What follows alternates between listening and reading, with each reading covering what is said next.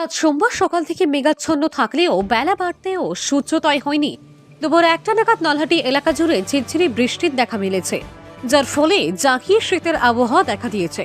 শীতের সময় বৃষ্টির ফলে নলহাটি বাজারঘাটে সেরকম লোকজনের দেখা মেলেনি। খুব প্রয়োজন ছাড়া মানুষজন বাইরে বেরিয়েছে। নলহাটি বাজারে এক হকার আজকের এই দুর্যোগপূর্ণ আবহাওয়ায় জানিয়েছেন, বাজারঘাটে লোকজন তেমন নেই, তাই আজকের বাজার মন্দা। বিস্তারিত শুনবো তার মুখ থেকে।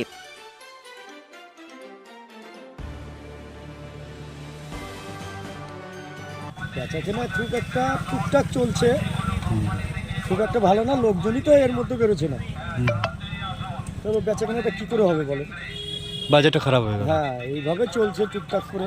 আচ্ছা, আবার বেচাকেনা যদি না হতো তাহলে ধরুন ভালোই হতো, মানে গাড়ি ঘোড়াও চলতো। আপনি তো নিজেই দেখতে পাচ্ছেন যে লোকজন কিছুই নাই, আছে কি বলেন? আচ্ছা। আপনার নাম? আমার নাম বাপি হালদার, কি বিক্রি করেন আপনি?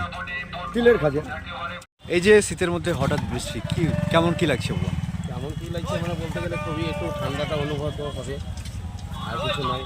আর কষ্টটা মানুষের জীবনে কষ্টটা হয়ে গেল ঠান্ডা থেকে।